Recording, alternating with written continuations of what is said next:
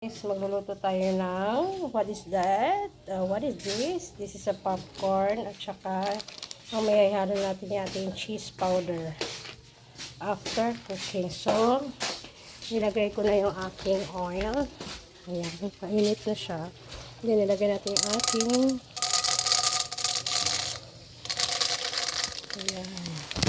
And, takpan natin para mag-pop siya. Pop, pop, pop, pop.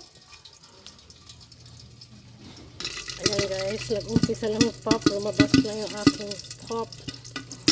Oop! Wait. Shake natin. Meron pang pop. So guys, maglagay ako ng konting asin.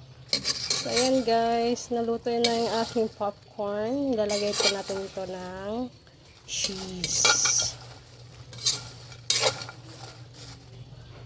So, ayan guys. So, ayan, may natira pa ako konti for tomorrow. So, ayan, maglalagay tayo ng ating cheese powder.